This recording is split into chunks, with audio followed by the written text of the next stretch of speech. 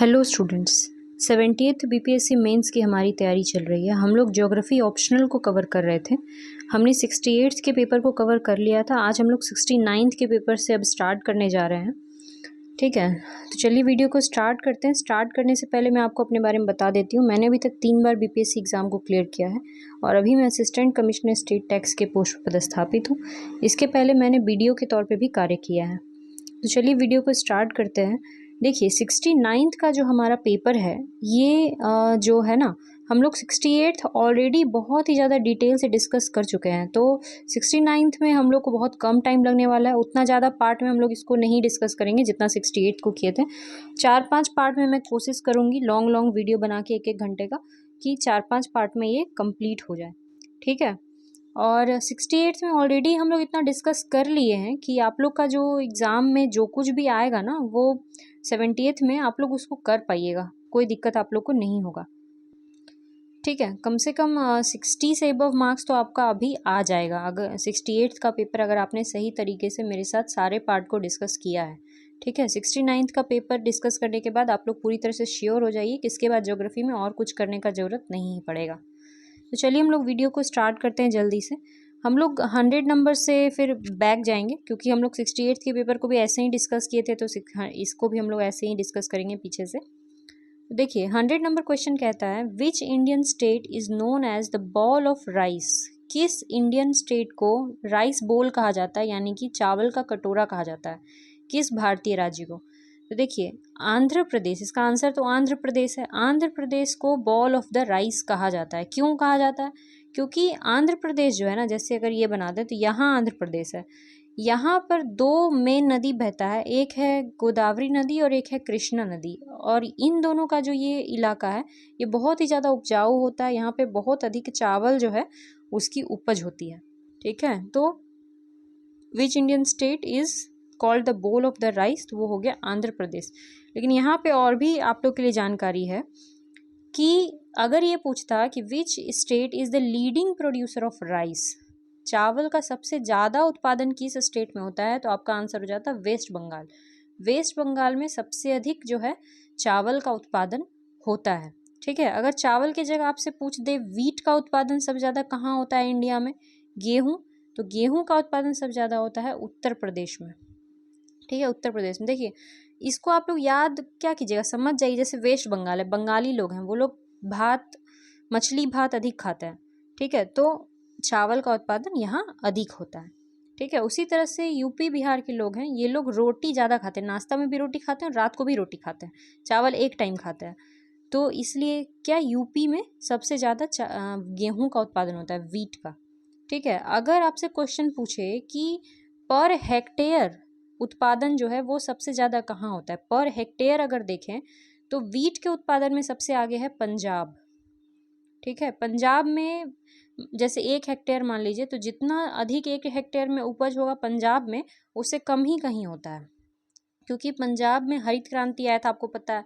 और हरित क्रांति ये हम लोग पिछले 68 में डिस्कस कर चुके हैं ना, हरित क्रांति पूरा डिटेल में, कि हरित क्रांति में गेहूं की फसल पे ही सबसे ज़्यादा वो हुआ था। मैक्सिको से लाया गया था गेहूं का फसल, हाई यील्ड वैरायटी का सीड, और फिर उसको उपज किया गया था। और पंजाब में सबसे ज़्यादा जो है सफल हुआ था हरित क्रांति। तो पर हेक्टेयर के हिसाब से वीट का उत्पादन सबसे अधिक पंजाब में होता है। उसी तरह से राइस का उत्पादन पर हेक्टेयर के हिसाब से कहाँ होगा सबसे ज़्यादा? तेलंगाना में। ठीक है, तेलंगाना में राइस का सबसे अधिक उत्पादन होगा पर हेक्टेयर देखें तो। तेलंगाना कहाँ है? यहाँ पे तेलंगाना, और पर हेक्टेयर में तेलंगाना आगे है। और राइस बोल कहते हैं आंध्र प्रदेश को, आंध्र प्रदेश से ही टूटा है तेलंगाना। और सबसे ज़्यादा लीडिंग प्रोड्यूसर कौन है? वेस्ट बंगाल है। तो देखो कि चावल का फसल सबसे अधिक कहाँ होता है? साउथ इंडिया में, क्योंकि आपको पता है ना साउथ इंडिया के लोग चावल ज़्यादा उपयोग करते हैं, इडली डोसा सब चावल से ही बनता है, तो चावल का फसल इधर अधिक होता है। ठीक है, सबसे ज़्यादा मगर waste Bengal, per hectare Telangana. और अगर वर्ल्ड की बात करें तो वर्ल्ड में राइस और वीट दोनों के उत्पादन में चाइना आ गया। ठीक है, चाइना जो है वो राइस और वीट दोनों के उत्पादन में आ गया वर्ल्ड में। ठीक है, इसके बाद हम लोग चलते हैं अपने नेक्स्ट क्वेश्चन की तरफ। नेक्स्ट क्वेश्चन है हमारा 99 नंबर, ये है India's Kishan Ganga project controversy related to which country. India का किशन गंगा प्रोजेक्ट जो है वो किस देश से संबंधित है। तो देखिए किशन गंगा प्रोजेक्ट जो है, किशन गंगा कहाँ है, किशन गंगा एक नदी है, ठीक है, नदी है। और ये नदी तो हम लोग पढ़े नहीं ना पढ़े, जब हम लोग पूरा रिवर सिस्टम पढ़े तो, क्योंकि किशन गंगा जो है मेन नदी नहीं है, ये ट्रिब्यूटरी है, ठीक है। और ये किसकी ट्रिब्यूटरी है, झेलम की ट्रिब्यूटरी। झेलम तो खुद ट्रिब्यूटरी था सिंधु का, तो झेलम की ट्रिब्यूटरी थी किशन गंगा, ठीक है। और हम लोग जब पढ़े थे, मान लीजिए कि एक मिनट, ये मान लेते हैं आपका जम्मू कश्मीर है, तो यहाँ पे झेलम नदी बहता है और इधर से आता है किशन गंगा नदी। तो झेलम नदी जो है ना वो सिंधु नदी का ट्रिब्यूटरी है। और सिंधु नदी का हम लोग पढ़े थे, सिंधु जल समझौता 1960 में हुआ था इंडिया और पाकिस्तान के बीच में, इंडस वाटर ट्रीटी, जिसको वर्ल्ड बैंक जो है वो फैसिलिटेट किया था, ठीक है। इसमें क्या कहा गया था कि ऊपर का जो 3 नदी है सिंधु, झेलम और चिनाब, इसका 80% वाटर पाकिस्तान यूज करेगा। यही ना कहा गया था कि सिंधु, झेलम और चिनाब का 80% पानी पाकिस्तान यूज करेगा। तो झेलम पे अगर हम लोग, झेलम की जो ट्रिब्यूटरी है किशन गंगा, इस पे हम लोग क्या बनाने वाले हैं, प्रोजेक्ट कर रहे हैं, बांध बना देंगे। अगर हम बांध बना देंगे, पानी को रोक लेंगे, तो पाकिस्तान तिलमिला रहा है, पाकिस्तान कह रहा है कि मत बनाओ, इसीलिए कंट्रोवर्सी क्रिएट हो गया। पाकिस्तान को लग रहा है कि इंडिया जो है पाकिस्तान में जाने वाली पानी को रोकना चाह रहा है, इसीलिए बांध बना रहा है, समझ गए। तो किशन गंगा प्रोजेक्ट का कंट्रोवर्सी किस देश के साथ चल रहा है, पाकिस्तान के साथ चल रहा है, ठीक है।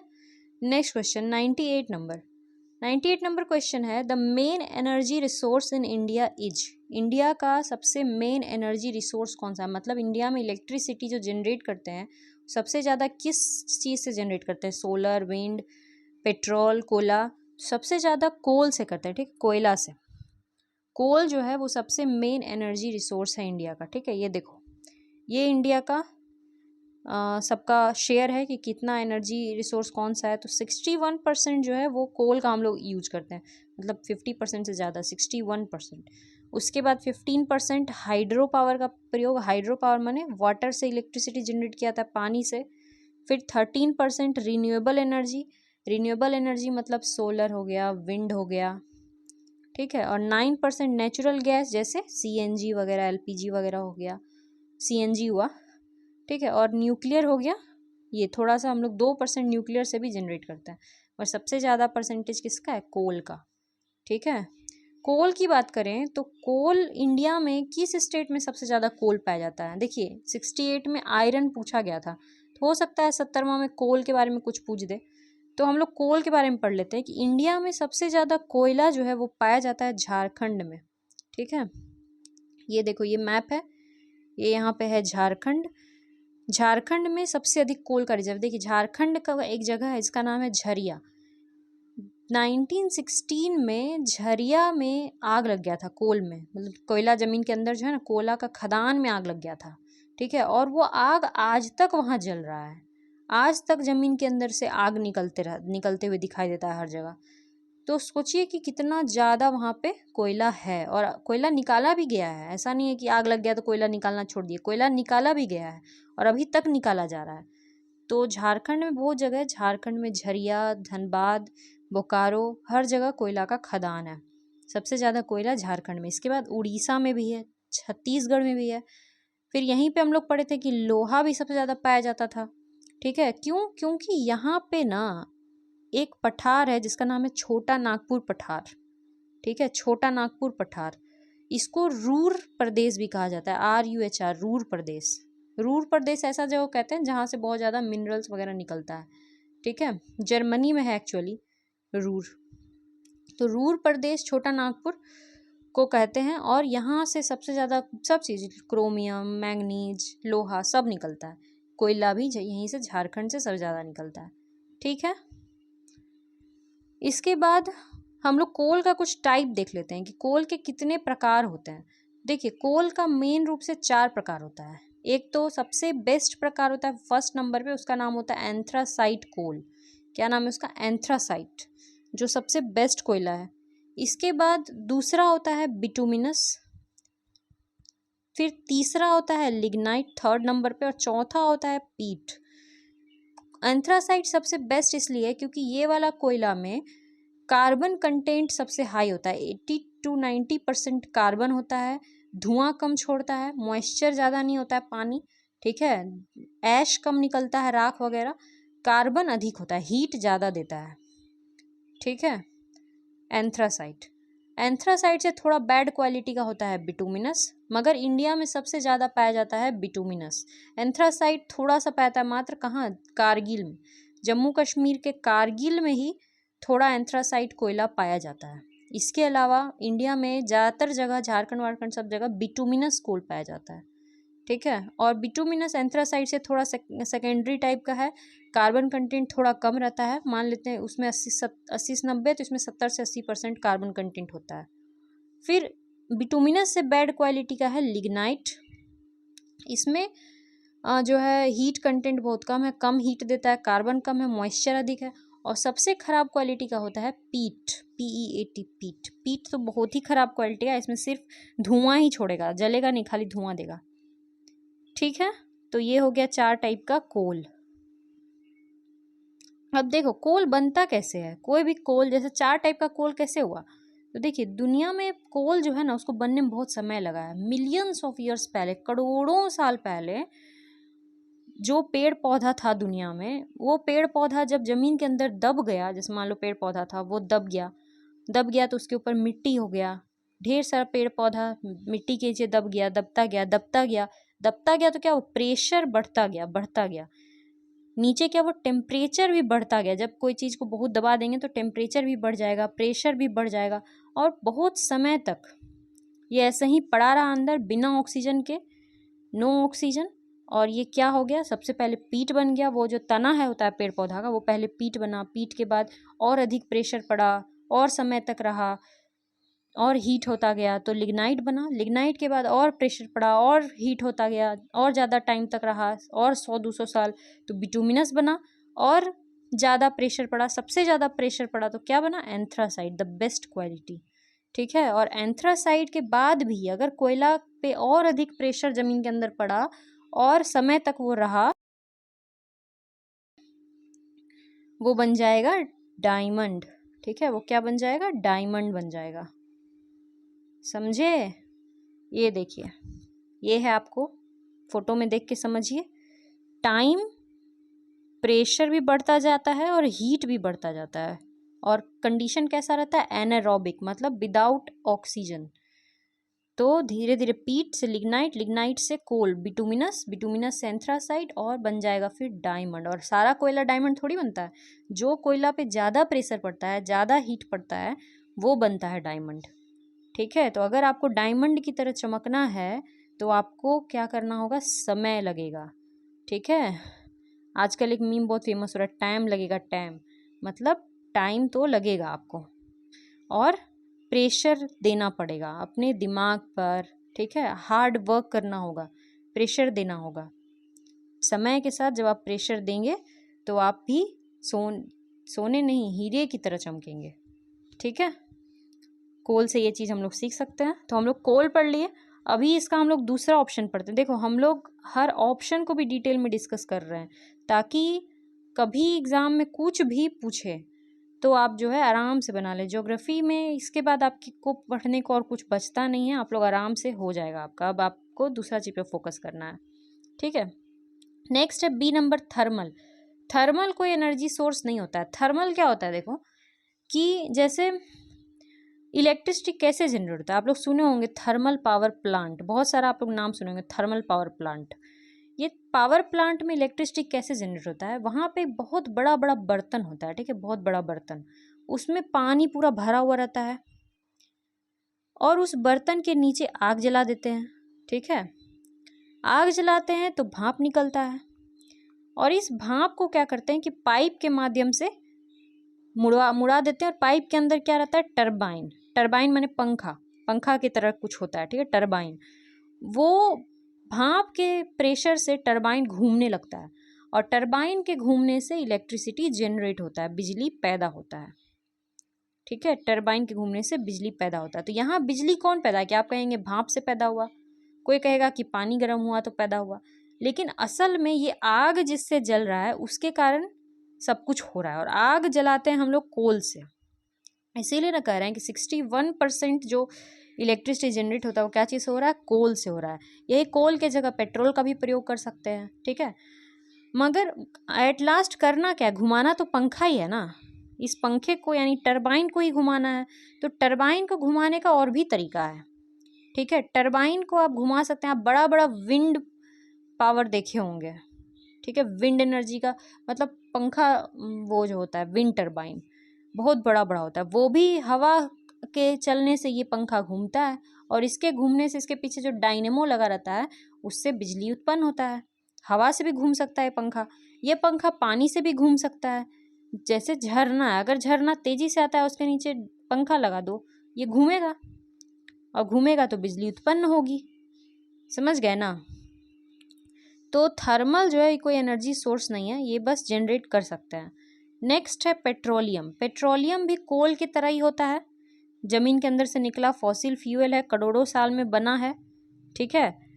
पेट्रोलियम, देखो पेट्रोलियम के बारे में कुछ कुछ इंपॉर्टेंट फैक्ट्स आप याद कर लीजिए। इंडिया में पेट्रोलियम कहाँ कहाँ निकलता है, बहुत जगह निकलता है, पर देखिए मेन जहाँ से सबसे ज़्यादा क्रूड ऑयल, पेट्रोलियम को हम लोग क्या बोलेंगे, क्रूड ऑयल, कच्चा तेल, ठीक है। क्योंकि ये जब निकलता है ना तो पेट्रोल की तरह नहीं होता है पतला, पेट्रोल आप लोग देखे होंगे पतला होता है पानी की तरह, वैसा नहीं होता है ये कीचड़ की तरह होता है। और इस कीचड़ को जब रिफाइन किया जाता है, रिफाइन माने गर्म करते हैं तो इसमें से फिर निकलता है ग्रीस, ग्रीस का नाम सुने होंगे, डीजल, पेट्रोल, एलपीजी, सब इसी से निकलता है। फिर वो ये कीचड़ से क्रूड ऑयल, कच्चा तेल। तो ये तेल कहाँ कहाँ से निकलता है, आप सुने होंगे तेल का कुआं, तो उसमें से यही निकलेगा।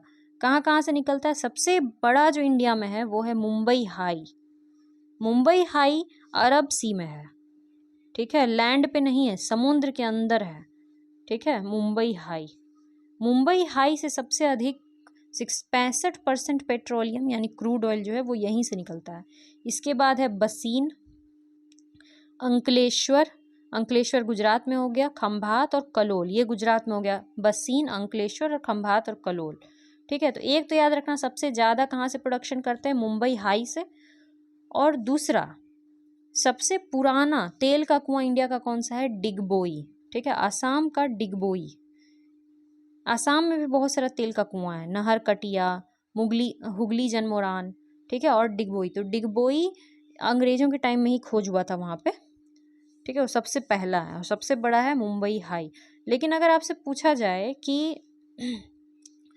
लार्जेस्ट स्टेट कौन सा राज्य में सबसे ज़्यादा प्रोडक्शन हो रहा है, तो वो है राजस्थान। यहाँ फोटो में राजस्थान का कोई जगह नहीं दिखाया क्योंकि वो नया खोज हुआ है। राजस्थान के बाड़मेर में प्रोडक्शन जो हो रहा है वो होता है लार्जेस्ट प्रोड्यूसर स्टेट, क्योंकि मुंबई हाई किसी राज्य के अंदर नहीं आता है, महाराष्ट्र के अंदर नहीं आता है, मुंबई हाई अरब सी में है, और अरब सी में है तो ये तो सेंट्रल गवर्नमेंट का है। तो अगर स्टेट पूछा जाएगा तो आंसर आपका क्या हो जाएगा, राजस्थान। राजस्थान के बाड़मेर से सबसे ज़्यादा क्रूड ऑयल निकलता है, ठीक है। ये देख लो, ये मैप जो है ये ऑयल रिफाइनरीज का मैप है, जो अभी बताए थे कि तेल जैसे डिगबोई से निकाले तेल, ठीक है, कच्चा तेल, फिर उसको लेके जाते थे बरौनी, बरौनी में पहले डिगबोई में रिफाइनरी नहीं था तो बरौनी लाया जाता था बिहार में, और यहाँ पे रिफाइनरी है तो यहीं पे उसको छान छान के गरम कर करके उसमें से सब निकलता है, ठीक है, एलपीजी वगैरह जो भी है। तो ये हो गया आपका पेट्रोलियम के बारे में। इसके बाद हम लोग अगला ऑप्शन देखते हैं कि अगला ऑप्शन क्या है, ठीक है। अगला ऑप्शन है आपका solar, solar light. Solar light मतलब सोलर एनर्जी, ठीक है। सोलर एनर्जी मतलब सूर्य का किरण से जो सोलर पैनल लगा होता है बहुत सारे छतों पे, तो वो सूर्य का रोशनी खींचता है फिर उसको इलेक्ट्रिसिटी में कन्वर्ट करता है, ठीक है। और सोलर एनर्जी में इंडिया में बताइए कि सबसे ज़्यादा हीट कहाँ होता है। हम लोग जब 68 वाला पेपर पढ़े थे तो हम लोग पढ़े थे उसमें मॉनसून वाले चैप्टर में कि सबसे ज़्यादा हीट क्या होता है, तो रेगिस्तान, ठीक है, थार जो डेजर्ट है हमारा वो सबसे ज़्यादा गर्म हो जाता है, तो यानी इसका सबसे ज़्यादा सोलर एनर्जी कहाँ है, राजस्थान में। और राजस्थान में इतना गर्मी जो पड़ता है तो राजस्थान उसका उपयोग भी करता है। सबसे ज़्यादा प्रोडक्शन करता है वो सोलर एनर्जी का, समझ गए ना, राजस्थान करता है सोलर एनर्जी का प्रोडक्शन। इंडिया फ्रांस के साथ मिल करके एक इंटरनेशनल सोलर अलायंस भी बनाया है, ठीक है, इंटरनेशनल सोलर अलायंस, अंतर्राष्ट्रीय सौर गठबंधन। इसमें क्या है ना कि दुनिया में जो कर्क रेखा है 23 डिग्री नॉर्थ 23.5 डिग्री और जो मकर रेखा है 23.5 डिग्री साउथ, इसके बीच का जो देश सब है ये सब ज़्यादा से ज़्यादा सोलर एनर्जी का प्रोडक्शन करे, ठीक है। यही इंटरनेशनल सोलर अलायंस है, इंडिया और फ्रांस एक साथ मिलके किया है, ठीक है। विंड एनर्जी के बारे में बताते हैं। सबसे ज़्यादा विंड एनर्जी इंडिया में कहाँ है? तमिलनाडु में, क्योंकि तमिलनाडु जो है ना वो देखो समुद्र किनारे, और समुद्र से क्या होता है, हवा आता है, बीच पे कभी जाओगे बहुत हवा आएगा, तो समुद्र किनारे है तो वहाँ पे इसका विंड एनर्जी का सबसे बड़ा इंस्टॉलमेंट वहीं पर है, वहीं पे प्रोडक्शन सबसे ज़्यादा होता है विंड एनर्जी का, ठीक है। इसके बाद हम लोग वर्ल्ड में भी थोड़ा देख लेते हैं। तो कोल का लार्जेस्ट प्रोड्यूसर चाइना है वर्ल्ड में, पेट्रोलियम का यूएसए है, और सोलर एनर्जी का प्रोडक्शन भी सबसे ज़्यादा चाइना में करता है। अभी हम लोग पढ़े थे कि सबसे ज़्यादा चावल और गेहूं भी कहाँ होता है? चाइना में होता है। चाइना में बहुत चीज़ होता है भाई, सबसे लार्जेस्ट प्रोड्यूसर हर चीज़ का है। चावल गेहूं तो है ही, साथ में एनर्जी रिसोर्स में भी कोयला भी सबसे ज़्यादा है, और सोलर एनर्जी भी सबसे ज़्यादा चाइना में है, ठीक है। नेक्स्ट 97 नंबर है हमारा। The birth ratio in child is taking out of, मतलब बच्चा में जब बर्थ रेशियो निकालते हैं हम लोग बच्चा लोग का, तो कितना नंबर में निकालते हैं? 100 में, 1000 में, 500 में? तो देखिए कोई भी रेशियो 500 में तो निकलता नहीं है जनरली, 100 या 1000 में निकलेगा। और हम लोग जब सेक्स रेशियो पढ़ रहे थे तो हम लोग उसमें पढ़े थे कि प्रति 1000 मेल पर कितना फीमेल पैदा होती है, इसी को सेक्स रेशियो बोलते हैं। यानी बर्थ रेट क्या चीज में निकाला जाता है? 1000 में निकाला जाता है। तो आपका आंसर क्या हो गया? 1000। देखिए इस क्वेश्चन को भी हम लोग अपने लॉजिक से और जो हम लोग पढ़े हैं 68th में उसके अनुसार बना सकते थे, ठीक है। नेक्स्ट है 96 नंबर, ये है the national botanical research institute. Botanical research institute कहाँ पर है? बोटनी में क्या पढ़ते हैं? पेड़ पौधा के बारे में पढ़ते हैं। और ये रिसर्च इंस्टीट्यूट कहाँ है? लखनऊ में है। तो इस साल तो बॉटनी पूछा, अगले साल कुछ और भी पूछ सकता है, तो कुछ और पूछेगा तो हम लोग सबको याद करना पड़ेगा हम लोग को। तो हमारे पास एक डेटा है, ये डेटा है, इसको आप लोग याद कर सकते हैं। जैसे Indian agriculture research institute new Delhi, rice research Cuttack में है चावल का, शुगर केन का कोयम्बटूर, पोटैटो का शिमला, तंबाकू का राजमुंद्री है आंध्र प्रदेश में, सब ज़्यादा तंबाकू वहीं होता है प्रोडक्शन, ठीक है। जंगल फॉरेस्ट का देहरादून, ये पूछ सकता है फॉरेस्ट वाला तो जरूर। शुगर वाला कानपुर, ये पूरा याद कर लेना है। डेयरी वाला करनाल, हरियाणा में है करनाल, वहाँ डेयरी का है। ऐसे भी हरियाणा में मतलब कि दूध वगैरह बहुत अच्छा होता है, गाय भैंस है। तो ये पूरा आपको मैं टेलीग्राम पे पूरा पीडीएफ ही डाल दूंगी, जितना पीडीएफ है, और आप लोग वहाँ से सिर्फ रिवाइज कर लेना। आपको कॉपी पे उतारने का भी ऐसा कोई ज़रूरत है नहीं, बस 1-2 बार देख के रिवाइज कर लेना, हो जाएगा, ठीक है। और याद दिला देना कि वहाँ डालना है पीडीएफ, ठीक है। हम लोग नेक्स्ट क्वेश्चन पे चलते हैं। नेक्स्ट क्वेश्चन जो है 95 नंबर, वो है as per the new guideline the literacy percent of India is. India का लिटरेसी परसेंट कितना है? ठीक है, लिटरेसी परसेंट। देखिए हम लोग बिहार का पढ़ लिए थे, हम लोग पूरा का पूरा बिहार सेंसस जो है वो पढ़ चुके हैं, जनगणना, लेकिन हम लोग इंडिया का सेंसस नहीं पढ़े, और ये बहुत जरूरी है पढ़ना। अगर हम लोग एक बार सेंसस पढ़ लेंगे ना तो 4-5 क्वेश्चन तो इंडिया सेंसस से ही निकल जाएगा आपका, बिहार सेंसस से भी 3-4 क्वेश्चन आ ही जाएगा। तो आपका समझो ना कि 7-8 क्वेश्चन जो है ना, 7-8 या 10 क्वेश्चन भी ये सेंसस से कवर हो जाएगा, बिहार सेंसस और इंडिया सेंसस से। तो बिहार सेंसस पढ़ लिए, एक बार इंडिया सेंसस पढ़ना है तो हम लोग पढ़ेंगे। आप लोग याद दिलाना मेरे को टेलीग्राम पे कि इंडिया सेंसस हमें पढ़ना है, ठीक है। तो हम लोग एक दिन उसको भी कवर करेंगे जल्दी से। अभी फिलहाल बस ये बता देते हैं कि लिटरेसी परसेंट इंडिया का जो है 76% है इंडिया का, जिसमें मेल का परसेंटेज 85 है, मतलब 100 में से 85 पुरुष पढ़ते हैं, और महिलाओं का 70% है, यानी 100 में से 70 महिलाएं पढ़ती हैं, यानी 15% पुरुष नहीं पढ़ता और 30% महिलाएं नहीं पढ़ती हैं। ये हो गया मेल का और फीमेल का, मगर ओवरऑल यहाँ पूछा है तो ओवरऑल 76% है, ठीक है, परसेंटेज ओवरऑल कितना है, 76% है। और बिहार वाला हम लोग ऑलरेडी डिस्कस कर चुके हैं, तो हम दोबारा डिस्कस नहीं करेंगे यार। ठीक है, तो यहाँ पे देखो 76% तो है नहीं, मगर 70 है, और 70 से ऊपर कोई भी ऑप्शन नहीं है, तो इसका आंसर क्या हो जाएगा, 70 ही हो जाएगा। नेक्स्ट आपका जो क्वेश्चन है वो है, Zojila pass connects to which places. Zojila pass किन जगहों को कनेक्ट करता है। जोजिला पास है क्या, पास माने दर्रा, हिंदी में कहते हैं दर्रा। ठीक है, दर्रा माने गाय को खिलाने वाला दर्रा नहीं, दर्रा का मतलब होता है जैसे मान लीजिए पहाड़ है, ठीक है, पहाड़ है और यहाँ पे एक जगह है जिसका नाम है जम्मू, और पहाड़ के उस पार एक जगह है जिसका नाम है श्रीनगर। अगर आपको जम्मू से श्रीनगर जाना है तो आप कैसे जाएंगे, पहाड़ को काट के जाएंगे, या तो पहाड़ ही कहीं से कटा फटा होगा तो वहीं से हम लोग रास्ता बना लेंगे। तो पहाड़ बीच में जहाँ से थोड़ा सा लो होता है, जहाँ पे थोड़ा नीचे होता है, उस जहाँ से लोग आवाजाही कर सकते हैं, उसी जगह को हम लोग बोलते हैं पास, माने यहाँ से आप पास हो सकते हैं। और यहाँ पे क्या करते हैं लोग, जनरली टनल बना लेते हैं, सुरंग वगैरह बना लेते हैं, जैसे अटल टनल। ठीक है, और इस सुरंग से क्या करते हैं, पास होते हैं। यही है जोजिला मतलब पास। अब यहाँ पे क्वेश्चन पूछ रहा है कि जोजिला पास, तो हम लोग को सिर्फ जोजिला नहीं, सारा पास पढ़ लेना चाहिए, क्योंकि 69 में जोजिला पूछा है, तो इस बार कुछ और पूछ लेगा। ठीक है, नाथूला पूछ लेगा, तो हम लोग सारा पास एक बार डिस्कस कर लेते हैं। ठीक है, ये देखिए, ये मैप आप लोग के लिए बनाए हैं, यहाँ पे सारा पास है। यहाँ पे देखो, ये जो जगह है ये है जम्मू, और ये जो जगह है ये है श्रीनगर। ठीक है, श्रीनगर। अब श्रीनगर से अगर आपको जम्मू से श्रीनगर जाना है, यहाँ से यहाँ जाना है, तो बीच में आपको एक पास मिलेगा, उसका नाम है बनिहाल पास। ये क्वेश्चन पूछ सकता है कि जम्मू से श्रीनगर के बीच में कौन सा पास है, बनिहाल पास, बनिहाल दर्रा। बनिहाल दर्रा पे हमने एक सुरंग बनाया है, उसका नाम है जवाहर सुरंग।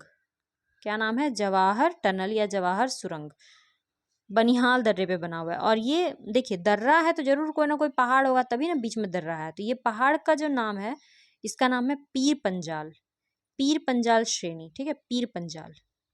तो ये भी पूछ सकता है कि बनिहाल दर्रा किस पर्वत श्रेणी में है, तो पीर पंजाल।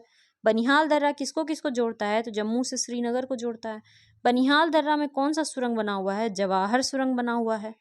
ठीक है, वहां से ही रोड गुजरता है, नेशनल हाईवे नंबर 1A गुजरता है वहां से। ठीक है, जाएंगे अगर आप लोग मान लीजिए ये वैष्णो देवी जाएंगे, तो वहां से आपको क्रॉस करना होगा बनिहाल दर्रा से। इसके बाद आप पहुंच गए अब श्रीनगर। अब श्रीनगर से आपको मान लीजिए जाना है लेह लद्दाख।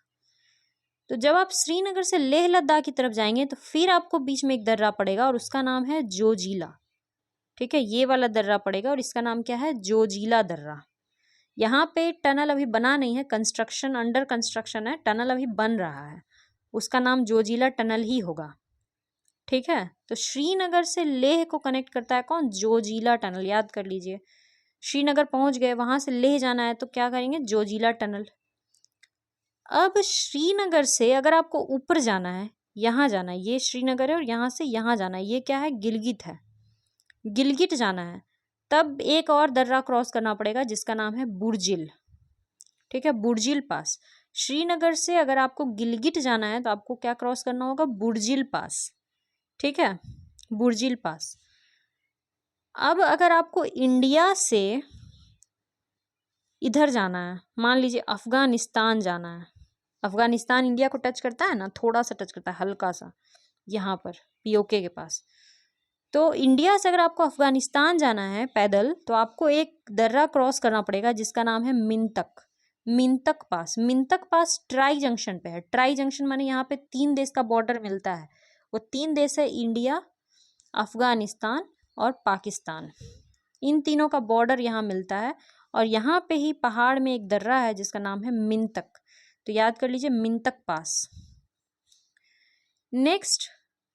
नेक्स्ट है लेह, आप पहुंच गए। अब लेह से मान लीजिए आपको सियाचिन जाना है, ये है सियाचिन, सियाचिन ग्लेशियर। तो आप किसको क्रॉस करेंगे, खारदुंगला को, खारदुंगला पास। खारदुंगला दर्रा लेह और सियाचिन के बीच में है और ये हाईएस्ट मोटोरेबल पास है। हाईएस्ट मतलब कि दुनिया में सबसे ऊंचा पास जहाँ से क्रॉस कर सकता है, आप गाड़ी उड़ी लेके जा सकते हैं। जैसे लोग का सपना होता है ना कि लेह लद्दाख में बाइक चलाएंगे, तो बाइक चलाने के लिए रोड होना चाहिए ना, तो वहाँ पे रोड भी है, बढ़िया रोड। तो वही कह रहा है कि मोटोरेबल पास है, वहाँ पे मोटर से आप जा सकते हैं। किसमें? खारदुंगला पास, लेह से सियाचिन। ठीक है, लेह। अब आपको मान लीजिए वापस आना है, ठीक है, लेह से आपको आना है हिमाचल प्रदेश की तरफ। हिमाचल प्रदेश, या फिर मान लेते हैं कि आप मनाली घूमने गए, कुल्लू मनाली। कुल्लू मनाली गए, अब यहाँ पे आपको बर्फ मनाली में नहीं दिखा, आपको बर्फ देखना है, तो आप जाएंगे कहाँ? लाहुल स्पीति। एक लाहुल स्पीति घाटी है, वहां जाएंगे। वहां जाने के लिए कुल्लू मनाली से लाहुल स्पीति के बीच में एक दर्रा पड़ता है जिसका नाम है रोहतांग दर्रा। बहुत इंपॉर्टेंट दर्रा है रोहतांग दर्रा, इसी पर अटल टनल है। ठीक है, सरकार बहुत इसको वो करती है, अटल टनल। अटल टनल 10,000 फीट से ज्यादा की ऊंचाई पर दुनिया में सबसे लंबा सुरंग है। ठीक है, 10,000 से ऊंचाई पर, 10,000 फीट से ज्यादा की ऊंचाई पर दुनिया में जो सबसे लंबा सुरंग है वो है अटल टनल, और इसकी लंबाई है 9.02 किलोमीटर। ठीक है, रोहतांग के पास अटल टनल, रोहतांग दर्रा के पास। और रोहतांग किसको किसको कनेक्ट करता है? कुल्लू को लाहुल स्पीति से, कुल्लू मनाली को कनेक्ट करता है लाहुल स्पीति से। और लाहुल स्पीति से आपको जाना है लेह, तब भी आपको एक और दर्रा क्रॉस करना पड़ेगा जिसका नाम है बरालाचाला। हाँ, रोहतांग दर्रा के बारे में एक और बात, रोहतांग दर्रा से ही 2 नदी निकलता है, रावी और व्यास, याद कर लीजिएगा, रावी व्यास। अब यहाँ क्या बोलते हैं आपको, लाहुल से आपको जाना है लेह, फिर बीच में एक दर्रा क्रॉस करना होगा, इसका नाम है बरालाचाला। बरालाचाला दर्रा से आपको निकलता है चिनाब नदी, चिनाब बरालाचाला से। देखिए, हिमाचल प्रदेश में 3 मुख्य दर्रा था, तीनों, 2 दर्रा हम लोग पढ़ लिए, एक तो बरालाचाला जिससे चिनाब नदी निकलता है, एक है रोहतांग दर्रा जो मनाली को लाहुल से जोड़ता है, फिर लाहुल स्पीति घाटी को जोड़ता है लेह से, बरालाचाला दर्रा। फिर अगर आपको हिमाचल प्रदेश से तिब्बत की तरफ जाना है, इधर तिब्बत की तरफ, तो बीच में एक दर्रा पड़ता है जिसका नाम है शिपकिला। ठीक है, शिपकिला दर्रा से होके ही एक नदी इंडिया में इंटर करता है तिब्बत से, वो नदी का नाम है सतलज, और वो कहाँ से इंटर करता है? शिपकिला दर्रा से। ठीक है, हिमाचल प्रदेश से तिब्बत जाने के लिए आपको क्रॉस करना होगा शिपकिला दर्रा। इसके बाद ये है उत्तराखंड। अगर आपको मानसरोवर घूमने जाना है, यहाँ पे है लेक मानसरोवर तिब्बत में या चाइना में कहें, अगर आप वहां घूमने जाना चाहते हैं तो आपको उत्तराखंड से एक दर्रा से जाना होगा जिसका नाम है माना। ठीक है, माना गांव, माना गांव का नाम सुने आप लोग? मतलब कि सबसे अंतिम का गांव है, सबसे अंतिम का इंडिया की तरफ से जो गांव है वो है माना गांव, और वहीं पे है माना पास। माना पास को क्रॉस करके ही तीर्थयात्री मानसरोवर जाते हैं। ठीक है, तो उत्तराखंड में 3 दर्रा है, एक तो माना है, माना, नीति और लिपू लेक, याद कर लीजिए, माना, नीति, लिपू लेक। उत्तराखंड में 3 दर्रे हैं, माना, नीति, लिपू लेक। हिमाचल प्रदेश में भी 3 दर्रा है, बरालाचाला, रोहतांग और शिपकिला। और इसके बाद ये सब तो याद कर ही लिए, बनिहाल, बुर्जिल, जोजिला, खारदुंगला, मिंतक ट्राई जंक्शन पे है। ठीक है, इसके बाद अगला आता है सिक्किम। सिक्किम में भी इंडिया से तिब्बत की तरफ, इंडिया और चाइना के बीच में जो ट्रेड होता है वो भी दर्रा से ही होगा, दर्रा से ही गाड़ी वाड़ी जाएगा उधर, तो वो ट्रेड होता है नाथुला दर्रा से। नाथुला लोग घूमने भी जाते हैं। ठीक है, सिक्किम में नाथुला पास, सिक्किम में 2 पास है, नाथुला और जेलेपला। ठीक है, नाथुला और जेलेपला।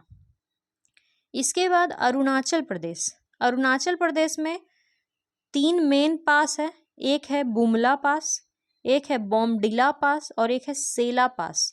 ये सब यूपीएससी पूछा हुआ है। ठीक है, बुमडिला, बुमला, सेला, नाथुला सब पूछा हुआ है यूपीएससी, और यूपीएससी पूछा है तो बीपीएससी भी पूछ सकता है, काहे कि बीपीएससी अब यूपीएससी का ही अनुसरण कर रहा है। ठीक है, तो यहाँ पे अरुणाचल प्रदेश में बुमला, बोमडिला और सेला पास। और म्यांमार की तरफ भी एक पास है, मणिपुर से म्यांमार के बीच में, वो है तुजू, तुजू दर्रा। ठीक है, तुजू पास। तो ये आपका टोटल पास हो गया इंडिया में। है बहुत सारा, इतना ही इम्पोर्टेंट है एग्जाम के लिए, इसको जरूर याद कर लीजिएगा, ठीक है। साथ ही इंडिया में जब हम लोग साउथ में जाते हैं तो वहाँ भी कुछ पहाड़ है ना, वेस्टर्न घाट पर, पता है आप लोग को, ज्योग्राफी पढ़े पता होगी, इस साइड है वेस्टर्न घाट पर्वत, पश्चिमी घाट, और इस साइड है ईस्टर्न घाट। तो ईस्टर्न घाट में दर्रा नहीं है, क्योंकि ईस्टर्न घाट जो पर्वत है ना वो खुद ही टूटा फूटा है, लेकिन वेस्टर्न घाट में दर्रा है। वेस्टर्न घाट पर्वत ऐसे ऐसे है ना, इसीलिए।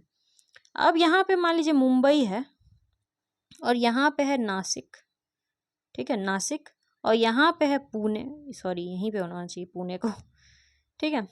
तो मुंबई से अगर आपको नासिक जाना है तो आपको एक घाट मतलब पास क्रॉस करना पड़ेगा जिसका नाम है थाल घाट। अगर मुंबई से पुणे जाना है तो आपको क्रॉस करना होगा भोर घाट, ठीक है, भोर घाट, थाल घाट, भोर घाट। उसके बाद केरला और तमिलनाडु के बीच में है पाल घाट, PAL, पाल घाट। और एक और है नीचे में जिसका नाम है शेनकोट्टा गैप, शेनकोट्टा गैप, शेनकोट्टा गैप, ठीक है। समझ में आया आप लोग को? साउथ इंडिया में मात्र 4 याद करना है, थाल घाट, भोर घाट, पाल घाट और शेनकोट्टा गैप। ये हो सकता है आपसे पूछे कि नॉर्थ टू साउथ बताओ, तो नॉर्थ टू साउथ ऐसे ही याद कर लीजिए, थाल घाट, भोर घाट, पाल घाट और शेनकोट्टा गैप। पाल घाट और शेनकोट्टा गैप तो केरला और तमिलनाडु के बीच में है, और बाकी ये वाला महाराष्ट्र में है दोनों। बस इतना ही पासेज है इंडिया में जो आपको याद करना है। अब हम लोग चलते हैं अपना नेक्स्ट क्वेश्चन की तरफ। ये क्वेश्चन का आंसर आपका सॉल्व हो ही गया कि जोजिला पास किसको किसको कनेक्ट करता है, श्रीनगर से लेह को कनेक्ट करता है, ठीक है।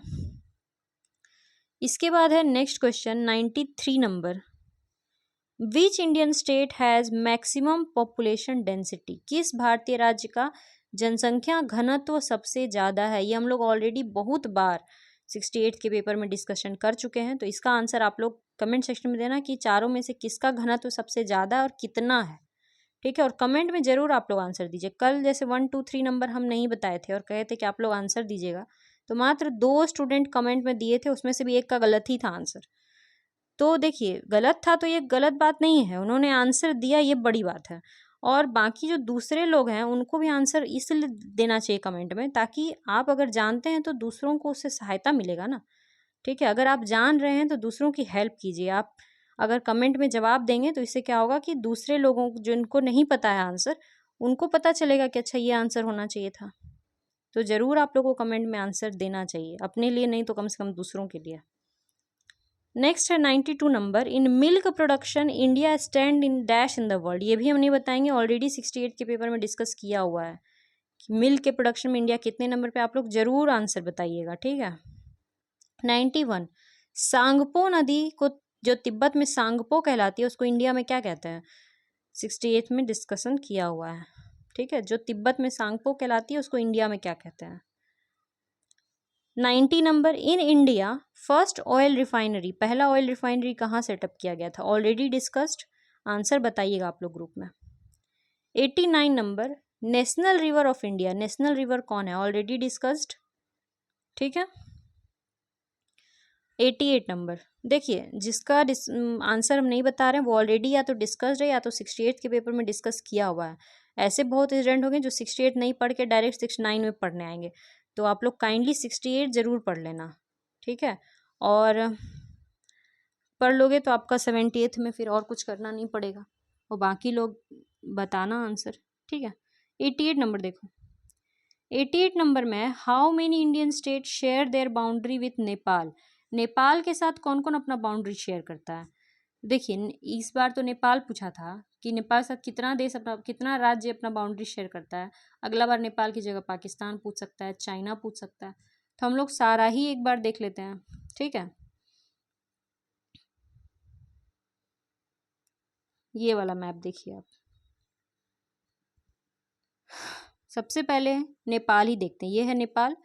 नेपाल के साथ देखो उत्तराखंड, उत्तर प्रदेश, बिहार, वेस्ट बंगाल भी हल्का सा टच करता है, और सिक्किम। टोटल 1 2 3, कितना हो गया जी, 1 2 3 4 5, ठीक है। टोटल 5 स्टेट नेपाल के साथ टच करते हैं, उत्तराखंड, यूपी, बिहार, वेस्ट बंगाल और सिक्किम, टोटल 5 स्टेट नेपाल के साथ। अब पाकिस्तान का देखते हैं। गुजरात, राजस्थान, पंजाब, जम्मू कश्मीर, लद्दाख।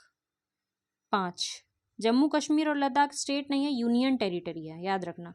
पहले जम्मू कश्मीर था तो हम लोग डायरेक्ट 4 पढ़ते थे, गुजरात, राजस्थान, पंजाब, जम्मू कश्मीर।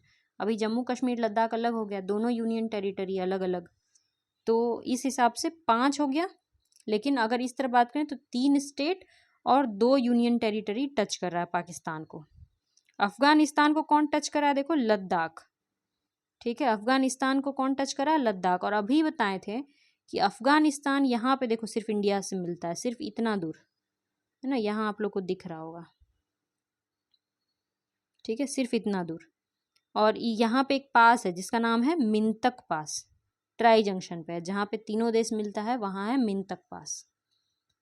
इसके बाद चाइना से कौन कौन है, लद्दाख, हिमाचल प्रदेश, उत्तराखंड, सिक्किम, अरुणाचल प्रदेश, यहाँ भी 5 है। ठीक है, लद्दाख तो यूनियन टेरिटरी, बाकी 4 राज्य है, हिमाचल प्रदेश, उत्तराखंड, सिक्किम और अरुणाचल प्रदेश, 4 राज्य और एक यूनियन टेरिटरी, यानी कि 5। यहाँ पाकिस्तान के साथ भी 5, नेपाल के साथ भी 5। इसके बाद है हमारा भूटान। भूटान के साथ देखिए सिक्किम, वेस्ट बंगाल, आसम, अरुणाचल प्रदेश, 4। भूटान के साथ 4। यहाँ पे होगा बांग्लादेश, यहाँ राजस्थान कौन लिख दिया। बांग्लादेश के साथ में कौन कौन है, वेस्ट बंगाल, मेघालय, असम, त्रिपुरा, मिजोरम, 5। सबसे लग रहा है 5 ही है ना। और यहाँ है म्यांमार, म्यांमार के साथ अरुणाचल प्रदेश, नागालैंड, मणिपुर और मिजोरम, 4। ठीक है, तो कितना कितना राज्य किससे कनेक्ट कर रहा है ये आप पूरा याद कर लीजिएगा, इसको भी ग्रुप में डाल देंगे। ठीक है, इसको याद कर, मतलब याद क्या कीजिए, आप ज्योग्राफी स्टूडेंट हैं तो मैप देख करके आपके दिमाग में छप जाना चाहिए कहाँ कौन सा राज्य है, कौन किससे कनेक्ट हो रहा है। एक और चीज़ याद कर लेना एग्जाम के लिए कि बिहार का कौन कौन जिला जो है वो नेपाल से टच होता है, भी पूछ सकता है। ठीक है, चलिए अब हम लोग क्वेश्चन की तरफ चलते हैं। ठीक है, ये वाला जो क्वेश्चन है 88 नंबर, नेपाल के साथ कितना टच होता है, तो 5। 87 number, the highest Indian peak is, सबसे ऊंचा peak, highest mountain peak of India, India पूछ रहा है, सॉरी इंडिया पूछ रहा है, वर्ल्ड पूछ रहा है यार, इंडिया तो लिखा नहीं है, इंडिया लिखा है यहाँ देखो, Indian peak, highest Indian peak तो कौन है, K2। K2 का एक और नाम है गॉडविन ऑस्टिन। ठीक है, गॉडविन ऑस्टिन। K2 असल में इंडिया में ही है, कहाँ पे है, POK में है, पाक ऑक्यूपाइड कश्मीर में। ठीक है, गॉडविन ऑस्टिन K2। और एवरेस्ट जो है ये वर्ल्ड का सबसे ऊंचा पीक है, वर्ल्ड का। K2 जो है वो वर्ल्ड का 2nd नंबर पे आता है और इंडिया का 1st। और जो पूरी तरह से इंडिया में है ऐसा कौन सा सबसे ऊंचा पीक है, तो वो है कंचनजंगा। कंचनजंगा सिक्किम में है और ये वर्ल्ड में 3rd नंबर पे है, और इंडिया में आप कहें तो 1st भी हो सकता है अगर पूरी तरह से इंडिया का बात करें तब। मगर यहाँ कंचनजंगा ऑप्शन में भी नहीं दिया था, और अगर कंचनजंगा और K2 दोनों ऑप्शन में होता तब भी आंसर K2 ही होता। भले K2 POK में है, पर POK तो अपना ही पार्ट है ना। अगर आप POK को अपना हिस्सा नहीं मानेंगे तो आपको फिर सरकार देशद्रोह करार दे देगी। तो आप ये समझिए कि K2 ही इंडिया का हाईएस्ट पीक है। और नैना देवी उत्तराखंड में है। ठीक है, उत्तराखंड में, ये भी बहुत ऊंचा है। दुनिया के 10 जो सबसे ऊंचे ऊंचे पर्वत है ना वो सब हिमालय में ही है। North east, south, north America, south America, ये सब जगह नहीं है, सब हिमालय में है। 10 जो ऊंचा ऊंचा पर्वत सब है। Next question 86 number, the longest river of Indian peninsula. Indian peninsula का बात कर रहा है ये, यहाँ जो नदी सब था, नर्मदा नदी, महानदी, गोदावरी, कृष्णा, कावेरी, तापी, इन सब में सबसे लंबा नदी कौन था, बताए थे ऑलरेडी। आप लोग कमेंट में जरूर इसका आंसर दीजिए, हिंट दे देते हैं, उसको बूढ़ी गंगा भी बोलते थे। ठीक है, बूढ़ी गंगा, सब ऑलरेडी हम लोग पढ़ चुके हैं पूरा। Next 85 number, how many island are there in Lakshadweep. Lakshadweep में कितना टापू है, लक्षद्वीप पहले है क्या, देखिए लक्षद्वीप इंडिया में यहाँ पर है, अरब सी में। ठीक है, लक्षद्वीप में टोटल 36 आइलैंड का समूह है लक्षद्वीप, और ये सभी जो टापू है ना सब कोरल से बने हुए हैं, कोरल रीफ, जिसको प्रवाल भित्ति भी बोलते हैं, प्रवाल भित्ति। ठीक है, सभी टापू क्या चीज से बने हैं? प्रवाल भित्ति से। और लक्षद्वीप की राजधानी क्या है? कवारती। लक्षद्वीप की राजधानी है कवारती। और लक्षद्वीप का लेकिन सबसे बड़ा टापू और सबसे बड़ा शहर है अंडरोट।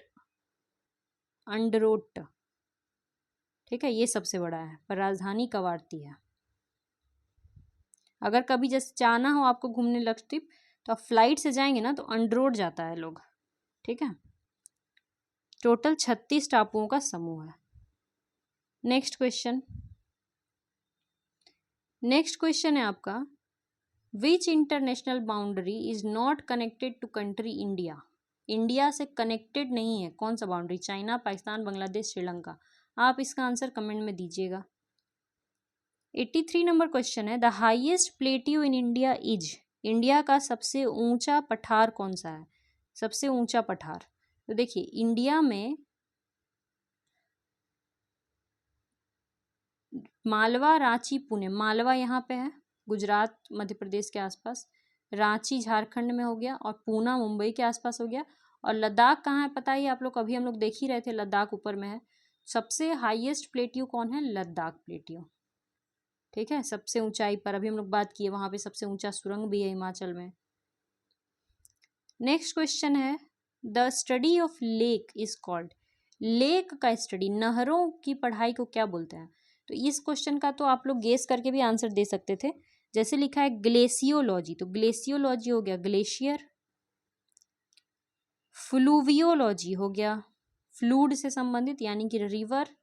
और मरीनोलॉजी हो गया ओशन। तो आंसर क्या हो गया? लिम्नोलॉजी, ठीक है, limnology, study of lake. Next question है, the mainland of India falls between the latitude of? ठीक है, कितना डिग्री लैटिट्यूड पर इंडिया जो है वो रिलाई करता है? ठीक है, तो लैटिट्यूड लॉन्गिट्यूड आपको पढ़ना पड़ेगा, वो भी एक बार आप लोग को दिखा देते हैं। ये देखो, यहाँ पे पूछा है इंडिया का लैटिट्यूड। लैटिट्यूड इंडिया का जो है वो है 8 डिग्री 4 से लेकर के 37 डिग्री 6 नॉर्थ तक। या हम तो इसको 8.4 पढ़ते हैं, आपको डिग्री पढ़ना है डिग्री पढ़ो। 8.4 नॉर्थ से लेके 37.6 नॉर्थ, ये हो गया लैटिट्यूड। और लॉन्गिट्यूड है 68.7 ईस्ट से लेके 97.25 ईस्ट, ठीक है, 68.7 ईस्ट से लेके 97.25 ईस्ट। ये पूछ सकता है इस बार कि लॉन्गिट्यूड कितना है। अगर लंबाई पूछ दे कि लैटिट्यूड की लंबाई, तो 3214 किलोमीटर, और लॉन्गिट्यूड की लंबाई 2933 किलोमीटर, ये भी पूछ सकता है, लैटिट्यूड की लंबाई और लॉन्गिट्यूड की लंबाई।